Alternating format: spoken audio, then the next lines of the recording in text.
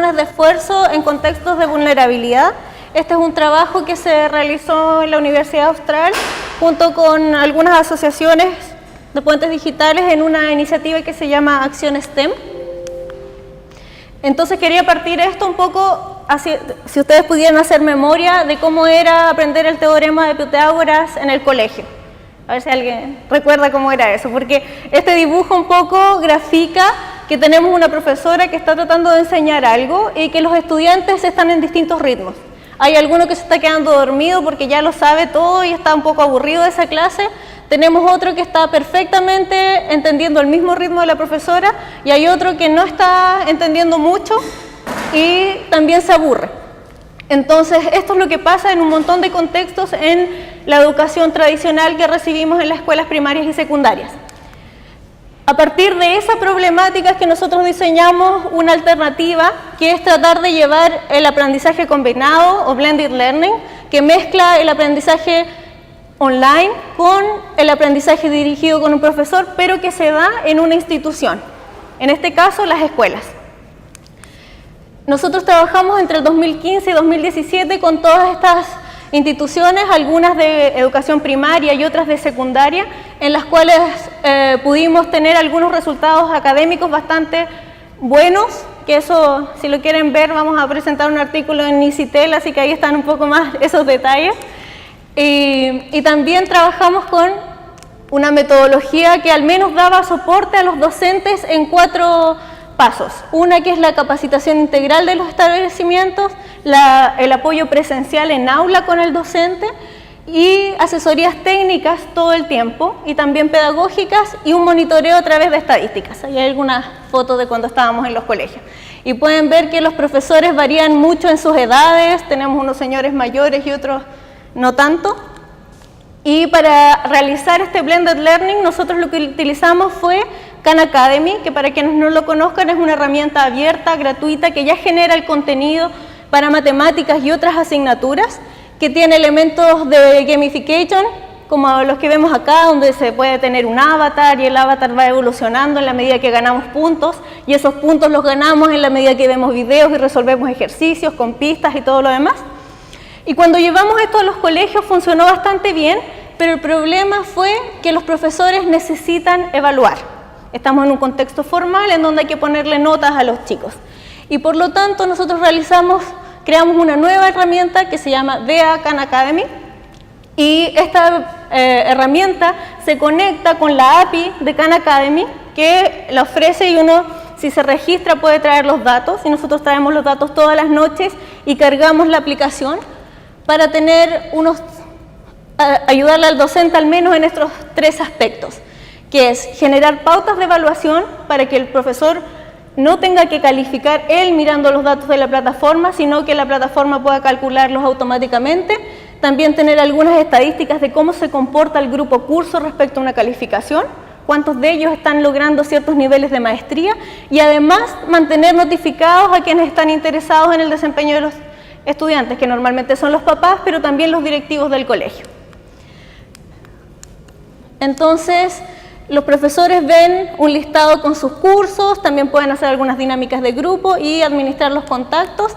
Y tenemos un dashboard en donde por este lado que están borrados los nombres de los estudiantes por razones lógicas. Y tenemos distintos indicadores de cuánto han trabajado en videos y en ejercicios dependiendo de lo que el profesor definió que iba a evaluar en un cierto tiempo, con lo que se calcula una nota, que es lo que vemos a la derecha. En Chile utilizamos el rango de 1 a 7. Entonces, por ejemplo, tenemos estudiantes que alcanzan una nota 6.4, como la que tenemos ahí, pero tiene un círculo mucho más grande que el que tiene un 6.9 que está sobre él. Y eso normalmente se produce porque este estudiante tuvo que hacer mucho más ejercicio para conseguir esa calificación, aunque sea menor que el otro que tenía un 6.9. Entonces, para el profesor rápidamente puede visualizar ese tipo de comportamientos en el estudiante. Bueno, entonces hicimos esto 2015-2017 y el año pasado con una estudiante de tesista lo que trabajamos fue en el mundo ocurre, según la OCDE, que los alumnos que no rinden adecuadamente a los 15 años tienen más riesgos de abandonar estudios por completo. Entonces, dada esa ese anuncio tan terrible, dado que en Chile tenemos un bajo rendimiento en un 51% en matemáticas, significaría que la mitad de nuestros estudiantes tienen un riesgo grande de desertar por completo en la educación.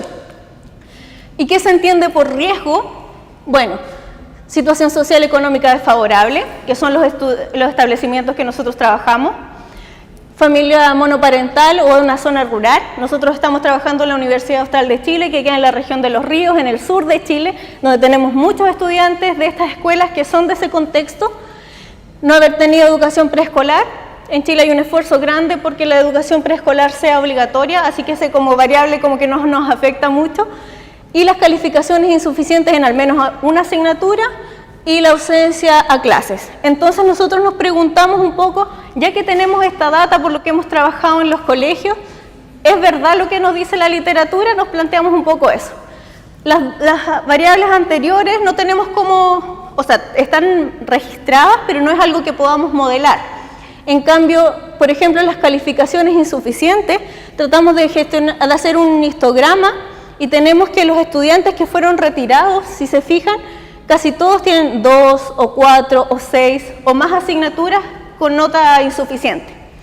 Y en los que fueron reprobados al final de año, claro, todos al menos una.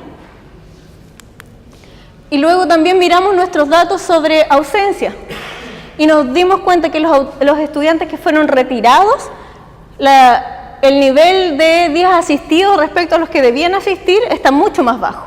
Y lo mismo en los reprobados. Hay algunos que están por sobre, pero la gran mayoría está bajo ello. Entonces, nosotros nos dimos cuenta que aquí había una oportunidad interesante de estudio, porque ya estábamos inmersos en un ambiente de alta vulnerabilidad que se traduce en riesgo escolar, que ya tenemos estas plataformas de Blended Learning andando, que nos permite recolectar datos automáticamente, entonces estamos en una condición bastante ideal y que nos permitiría hacer una retroalimentación para tratar de bajar esta alta vulnerabilidad. Y en ese marco es que se desenvuelve este estudio, que tenemos por el lado de los datos de curso, promedios de notas finales, asistencia, ingreso familiar, educación de los padres y de la madre, que son datos que se recopilan cada año en cada uno de los establecimientos, cruzado con los datos que nosotros recopilamos de la plataforma, de videos y de ejercicios. Tomado eso, es que nos planteamos 4 preguntas de investigación. La primera era si la información socioeconómica determinaba la deserción escolar, si los patrones de esfuerzo académicos eran claramente reconocibles, si se podían determinar automáticamente y si además estos estaban vinculados de alguna manera con el riesgo escolar. Para realizar este trabajo, nosotros nos enmarcamos en el modelo de los 9 pasos de KDD, que son bastante conocidos, y utilizamos técnicas principalmente de minería de datos para hacer clustering y clasificación para probar nuestro mismo modelo. En las herramientas para esta parte utilizamos IBM Watson y Weka. Entonces, ¿qué obtuvimos de nuestra primera pregunta de investigación? ¿La información socioeconómica determina la deserción escolar? Bueno, lo primero es que ya estábamos en un contexto de vulnerabilidad, por lo tanto, nuestros estudiantes están aquí entre un sueldo mínimo y 2 sueldos mínimos de Chile, que son algo así como $1.000. O sea, $1.000 es los 2 sueldos mínimos. $500 es el sueldo mínimo más o menos. Y nos dimos cuenta, esto fue generado con IBM Watson, que sin importar que aumentara el ingreso familiar, se comporta la curva de calificaciones, tanto en el promedio final como en matemáticas, bastante similar.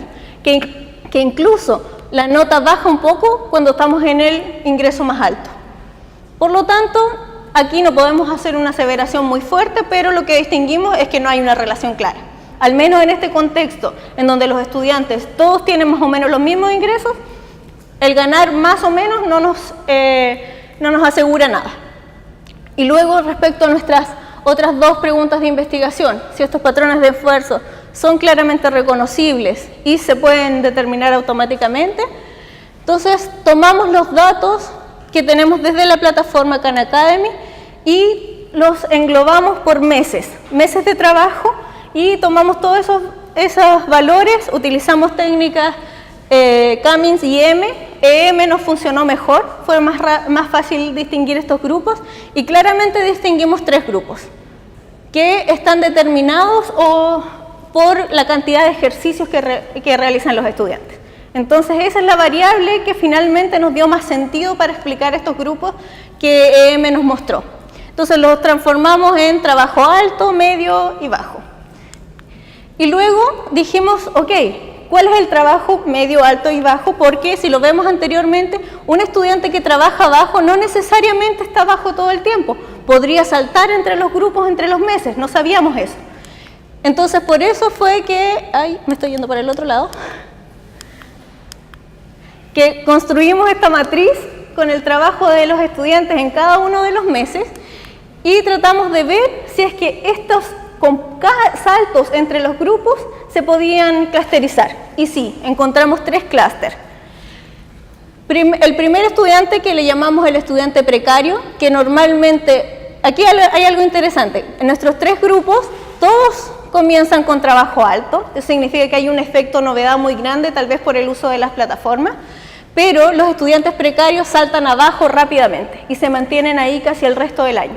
En cambio, nuestros excelentes estudiantes están en trabajo alto o medio, mayoritariamente alto, y acá un mix, que puede pasar a trabajo bajo, pero ya cuando nos estamos alejando en el semestre. Y además eso se relacionaba claramente con los promedios que obtenían en matemáticas, que a la medida que tenían más trabajo alto aumentaba el promedio final y la asistencia. Un poco quisimos ver las diferencias. En esta gráfica lo que tenemos es los resultados del primer semestre y el segundo semestre de nuestros 3 clústeres, graficando la cantidad de ejercicio, el tiempo en la plataforma y la cantidad de intentos en ejercicio. Y aquí encontramos a un dato que fue súper relevante para los colegios en donde nosotros estamos trabajando, porque ellos hacían sus intervenciones en mayo o en junio de los niños que se podían estar retirando. Y nos dimos cuenta que, se fijan en cantidad de ejercicio, aquí el primer mes trabajo alto, que no hay ninguna diferencia casi, pero sí en el segundo semestre ya se nota una diferencia muy clara entre quiénes son los que nosotros llamamos excelentes estudiantes y los precarios. Eso significa que si los colegios pueden ver esto oportunamente, al segundo mes de clase ya podrían hacer intervenciones, porque como vimos anteriormente, los estudiantes que tenían trabajo bajo al segundo ya no recuperaban, se mantenían así. Entonces es una cosa muy interesante. Y lo otro interesante es que el segundo semestre no nos dice mucho. Otra cosa interesante de acá fue detectar que si bien los estudiantes que tenemos como excelentes estudiantes, ellos también hacen una gran cantidad de ejercicios, pero por sobre todo son los que tienen más intentos de ejercicio. Eso significa que son los que se equivocan más. Entonces, en este contexto descubrimos algo interesante, que no tenemos niños como genios o buenos para las matemáticas, sino que tenemos chicos que trabajan harto, que se equivocan más, pero siguen y persisten. Y esos son los que tienen mejores resultados. Para validar nuestro trabajo, si bien nosotros hicimos esto de clusterización, luego ocupamos aprendizaje supervisado para evaluar si lo transformábamos a clasificación funcionaba bien. Y entonces ahí utilizamos distintas técnicas, los clasificadores, y nos dieron bastantes buenos resultados, que es interesante por los aciertos, sobre un 80%, y sobre todo que el que clasificaba mejor cualquiera de las técnicas era el estudiante precario, que es el que más nos interesa, porque es el que tenemos que ir a asistir. Hay algunos otros resultados de cómo se comportan las otras métricas, el Rocaria, precisión, y PART y J48 se comportan casi igual, con un mejor comportamiento por sobre el 0R y el Naive Bayes. Y nuestra última pregunta de investigación, que tiene que ver con si existe algún patrón de esfuerzo académico vinculado a la deserción o al riesgo escolar. Bueno, nuestros patrones todos se clasificaron en torno a cómo ejercitaban o cuántos intentos realizaban nuestros estudiantes. Entonces eso lo cruzamos con los promedios de notas que tenían los estudiantes. Entonces los que tenían peores notas son aquellos que ejercitan menos. Por lo tanto, sí hay una relación que sí podemos detectar automáticamente, ya que estamos recopilando esta información automáticamente. Y también con la asistencia. Si nos vemos en estas gráficas, que también fueron generadas con IBM Watson, podemos ver que los estudiantes precarios están por aquí, con un bajo promedio y una baja asistencia. Los estudiantes promedio están acá y los excelentes estudiantes están por acá, claramente definidos. Por lo tanto, esto que encontramos en la literatura de que las bajas calificaciones, la asistencia, lo pudimos comprobar al menos en este contexto que se producía de tal manera y por lo tanto el tener esta recopilación automática nos da bastantes trabajos futuros. Para concluir, bueno, los mensajes. Los primeros meses de trabajo en el establecimiento son muy relevantes y que los establecimientos, por lo tanto, pueden dar un apoyo en los primeros meses para tratar de mantener estos estudiantes y que no deserten de la educación o que estén aumentando su riesgo de desertar en el tiempo. Y que también el apoyo se puede realizar a través de herramientas de minería de datos educativa. Para trabajos futuros, lo que nos gustaría es crear herramientas automatizadas. Este trabajo que realizamos con clustering, ya que un poco lo corroboramos al utilizarlo con clasificación, podríamos utilizar estos clasificadores en los datos que estamos recopilando actualmente y tratar de generar algunas visualizaciones que le ayuden a los profesores a determinar cuáles son los estudiantes con más riesgo. Por otro lado, se pueden realizar algunos estudios más especializados. En este mismo trabajo, pero no lo presentamos acá, hicimos una parte de predicción para ver de estas variables cuáles eran las más predictivas o si podíamos predecir la misma calificación que iban a tener los estudiantes. Y también nos queda pendiente la creación de estas visualizaciones. Anduve muy rápido, parece. Como todo estaba un poco tarde, entonces me apuré un poco, pero ese es el trabajo. Muchas gracias. Si tienen alguna duda, estoy aquí para contestarles.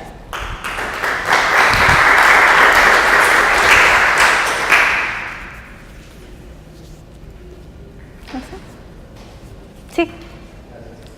¿Podrías ir a la diapositiva donde muestras el tema de las agrupaciones, los clústeres? ¿Esto? Sí. Ajá. Quisiera preguntarte, cuando se coloca el trabajo anual con estas etiquetas ¿cómo hicieron para definir que estas en particular son las que permiten, digamos, identificar cada uno de los clústeres o están solamente a título representativo de lo que podría ser uno de cada uno de los clústeres típicos? Lo que pasa es que nosotros hicimos anteriormente un trabajo, una evaluación mensual, que es esto. Entonces, lo que hicimos fue tomar todo el trabajo del mes de marzo y aplicar clusterización. Y nos dieron 3 grupos, alto, bajo y medio. ¿Sí? Y luego eso lo hicimos con abril, con mayo y así todos los meses. Pero luego lo que quisimos decir es, ¿cómo se mueve un estudiante entre estos clústeres a lo largo del año? Porque un estudiante podría haber comenzado acá, pero luego seguir acá y luego acá en los siguientes meses.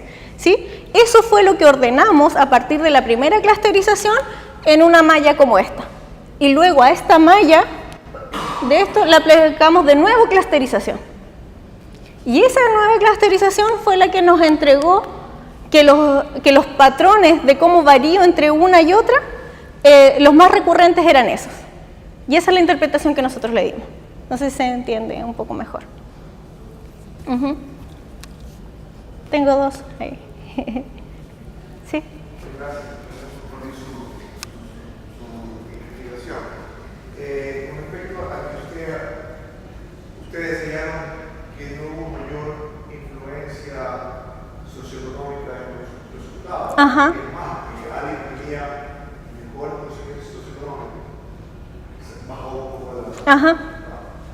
¿Podría elaborar un poco más esto? Porque siempre, por general, la palabra o la idea de toda es que los estudiantes fallan porque no son socioeconómicos. Ajá. ¿No? Bueno, yo creo que es así. Hablando por esa copia. Pero no sé si puede elaborar cuál es la diferencia socioeconómica entre los extremos. Sí, sí. Lo que pasa es que en este estudio en particular nosotros ya estamos en un contexto de vulnerabilidad. Entonces, la gran mayoría de nuestros estudiantes ya reciben, su grupo familiar ya recibe pocos ingresos, que es un sueldo mínimo o 2 sueldos mínimos de Chile. Entonces, ya tenemos una concentración grande ahí. Entonces, lo que podemos decir es que dado este contexto en donde a lo mejor no tenemos una gran variabilidad en los datos, dado esto, no podemos hacer una conclusión directa. Es por eso. Tal vez si hiciéramos un estudio más extendido, donde no fueran estos colegios que tienen todas estas características, sí se encontrarían brechas muy diferentes. Pero dado este contexto, es que no podemos determinarlo. Ya, ok, gracias. ¿Y se evaluó el grado de preparación de los padres? Ajá. Los hijos con padres preparados realmente tienen a rendir más que los hijos de papás no preparados. Ajá. ¿Se hizo alguna...? Sí, hicimos ese estudio, también está en el paper, está más descrito. También encontramos una pequeña tendencia que los papás que tienen una educación superior o técnica finalizada tienen estudiantes con mejores resultados, pero también es bastante leve, no es algo conclusivo. Con respecto al esfuerzo académico, ¿esa es la definición bien establecida o es particular en el caso de Ya, ese es un tema súper interesante porque nosotros normalmente en el sistema educativo estamos mucho más acostumbrados a evaluar desempeño. Entonces, tenemos una cantidad de ejercicios buenos, los malos y sacamos la diferencia. Nosotros acá hemos inventado lo que nosotros entendemos por esfuerzo. Sí, no es una definición estandarizada que está en la literatura y que nosotros la tomamos, sino que nosotros un poco la interpretamos de los datos que tenemos. Y en eso es cantidad de ejercicios, el tiempo en video, la cantidad de pistas que ven los estudiantes para resolver un ejercicio, la cantidad de veces que vuelven en un video. A eso es lo que nosotros le llamamos esfuerzo. Porque no significa que el ejercicio lo hizo bien o mal a la primera, sino cuánto intentó para lograr obtener un resultado. O sea, yo creo que puede ser importante estudiar más con respecto al esfuerzo académico, porque eso se puede adaptar, digamos, al caso chileno, pero también se puede adaptar a otras situaciones. Yo no sé cuánto trabajo hay con respecto a esa definición, pero me parece importante para notar cuáles pueden ser los sesgos, porque influyen en los resultados. Yo creo que eso también es un buen punto para explorar. Sí, yo creo que es interesante colocarlo como trabajo futuro, esto de marcar qué entendemos por esfuerzo, porque nosotros hicimos nuestra propia definición. Gracias.